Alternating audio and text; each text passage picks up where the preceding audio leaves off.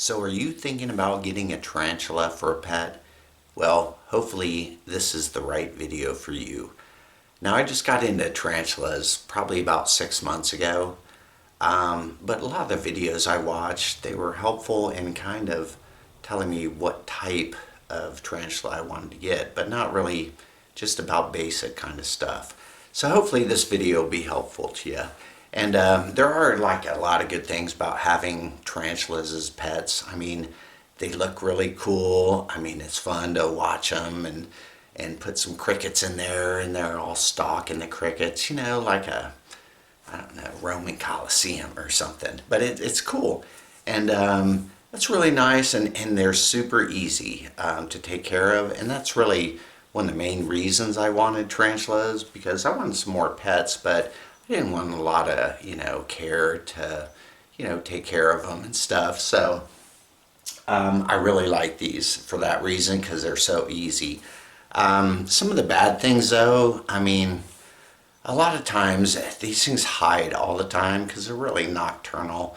And so in the daytime, I mean, you'll just have empty tanks like this. And that's kind of normal. And other times they molt and they'll just go hide for like 2 or 3 weeks and you won't even see them. My first one here I got, I call him Shadow. Shadow, I put him in a tank. He was in a little tiny container, and I put him in this bigger tank, and he ate a couple crickets, and then bam, was gone for like 2 weeks. And then I'm like, man, he must have went under that rock. So I lifted up a rock, and he was under the rock with the shell of his body there. I think it's a male for the curly hair I have. But anyway, so it was gone for, the first 3 weeks that I got it. And so, and that's one of the reasons I have 3 of them now, because a lot of times they're hiding, and it's kind of boring if you have just one. I mean, you don't really see them out a lot. And so with 3 of them, usually at least one of them's out and about. But so that's why I have 3 of them. One of the worst things about having these tarantulas, which they didn't really talk about, is really the cricket thing. Now, you could feed them like other things besides cricket, maybe mealworms, but I got mealworms before and they dig right down into the substrate stuff and are gone. So you need in a container for them, or use, some kind of, some kind of tweezer things like these. You can get these real cheap online, and these are real helpful to have. But you can feed them, some mealworms or something attached right to there and put it in front of their face. Or, I think the Nubia roaches, but they said those also burrow down. So crickets are really the only thing that just stay on the surface there and are kind of easier.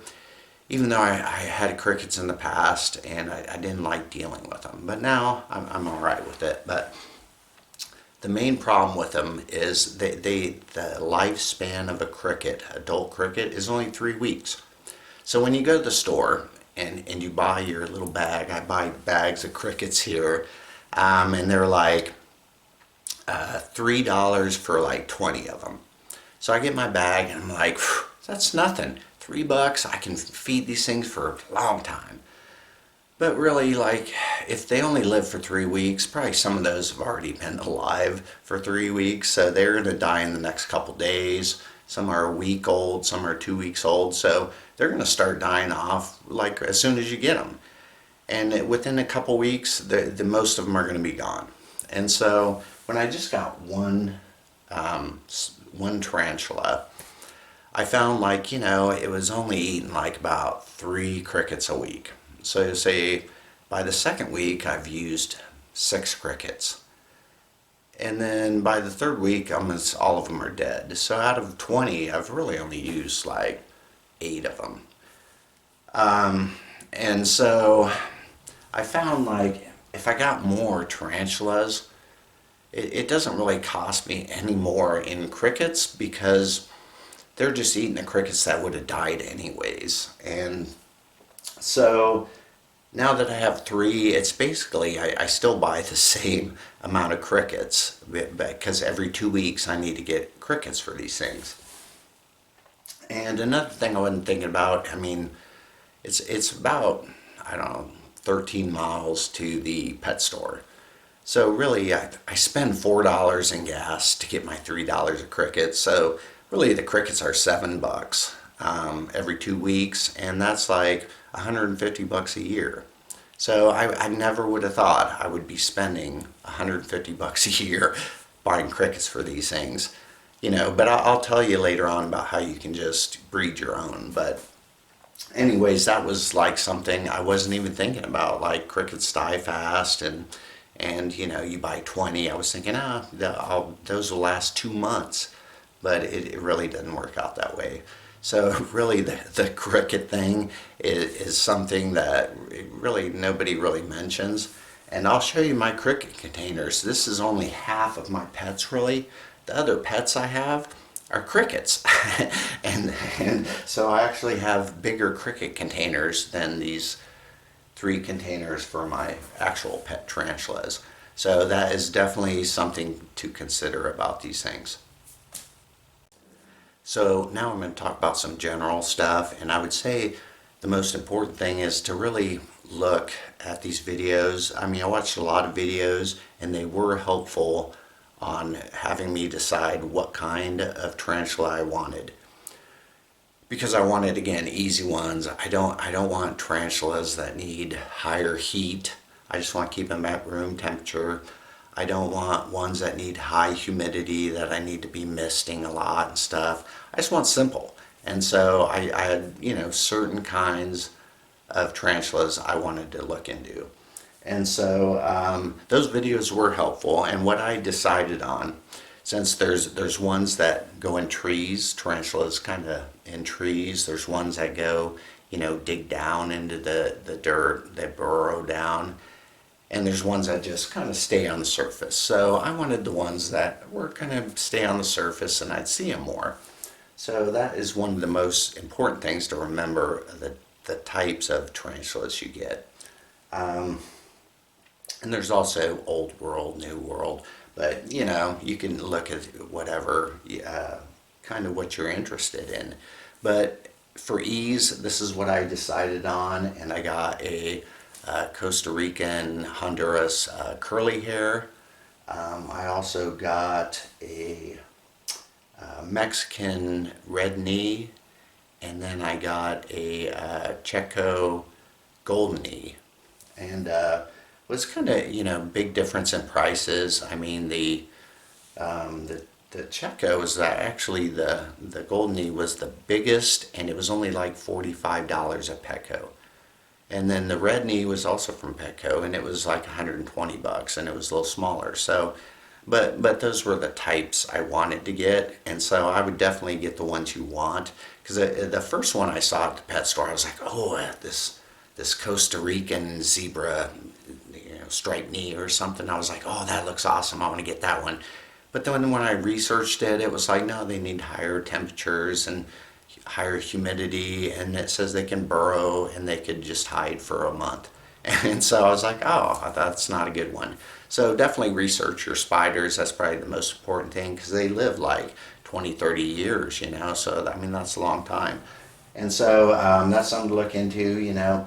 Also, I got these tanks right here. A lot of people get those plastic acrylic ones, but I go down to Petco, and every time I go there to buy tanks, they're a half price.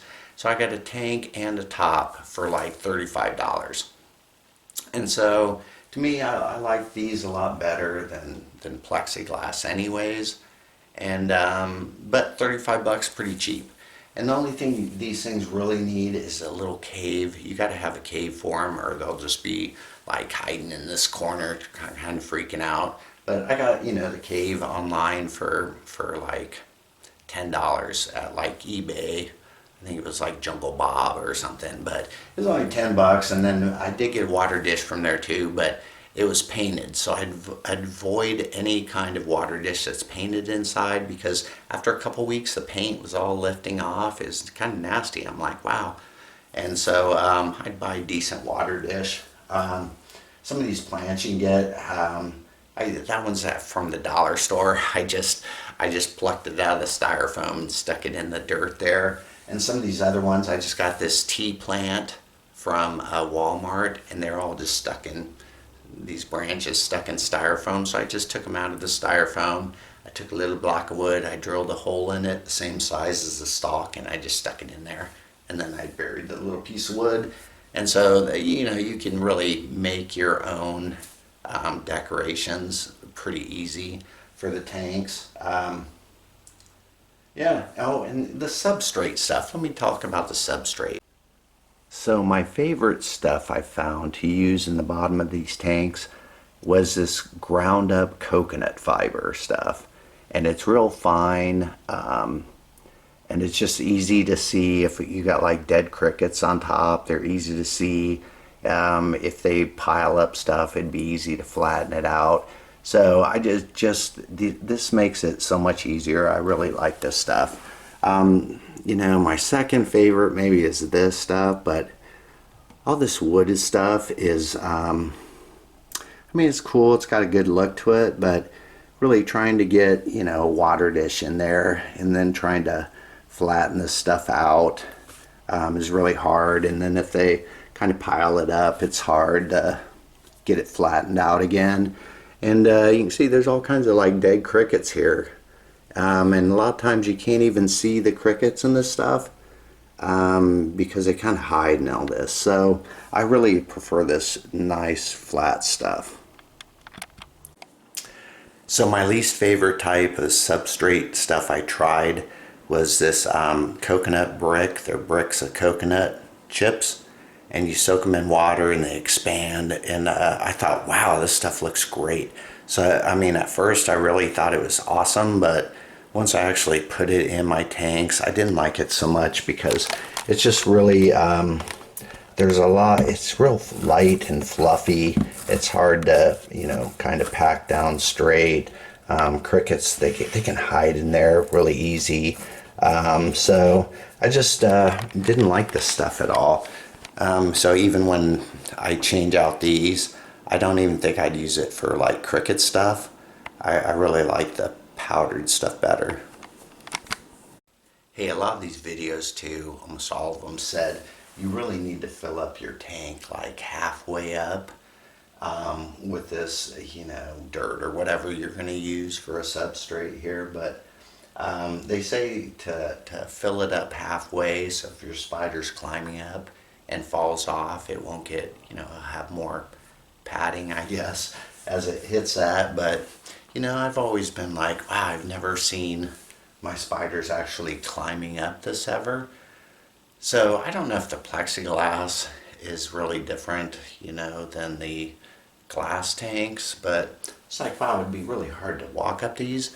But then I was actually filming these yesterday after I put crickets in, and I was like, wow, it's actually trying to walk up the glass. I don't know if the cricket spooked it and it was trying to walk up the glass, but it couldn't really get up very far because it's glass and they're pretty heavy spiders. So it fell off. So I don't know if one of these bigger spiders could actually even walk up this glass. So I'm not too concerned, about them falling off. They also had said that their little feet can get caught in the mesh up here, but this mesh is pretty big size. I don't see how their feet are going to get caught in that.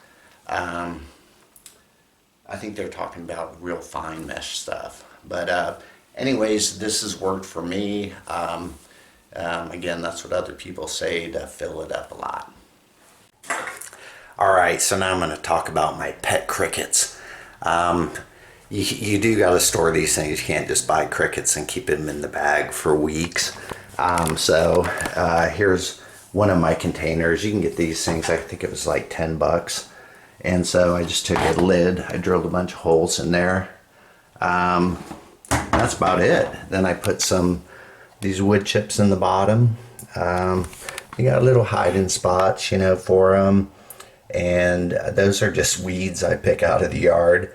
And then I also feed them some oats and there's some ground flaxseed and some crushed chicken or crushed treats for cats. So there was a lot of protein and stuff in them. So that's what I'm using. This is my baby container. And you probably can't see them on here, but there is like really just gazillions of little baby crickets in this thing. So this is my baby container. This is my adult container over here because I bought another one of these since I heard you can put like a thing of dirt in here like that and you just keep it moist. And so as long as you have that dirt with moist dirt in it there, they're going to come over and they're going to lay eggs in there. And so all I did is I bought this, I bought these crickets. I put that container of dirt in there with them.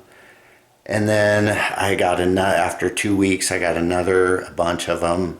I put them in there again and it kept the same dirt in there. And then after that, I put that dirt into another container. And boy, all those little babies are around. So definitely, I mean, there's hundreds of them in there.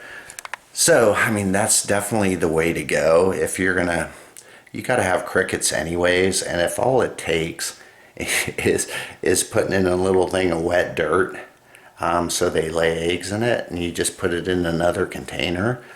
I mean, it can be easier than that, right? So, to me, it's a no-brainer to have at least another container. I mean, it's only $10 for the container, which is, you know, 2 times going to get crickets or something. So, you know, and it really costs nothing to raise these things, you know. I mean, they don't eat much. You just pick out weeds out of the, you know, yard, dandelions. So anyways, this is my pet crickets, and you know, I got a lot of hiding spaces in here. Again, I've had these ones for a couple weeks, but you can see they're kind of hard to catch and see in this kind of coconut stuff. So some people find that crickets are stinky, and but I don't really find that they smell that bad. But I usually clean out all the dead ones and stuff, and so I don't really have a problem with the smell of them at all. And you know, they can chirp a lot, but you know, I've got them back in this laundry room with closed doors, so that doesn't bother me at all. So, but if you lived in like a little apartment and you didn't really have a place to put at least one of these, then that might be a problem or something to think about.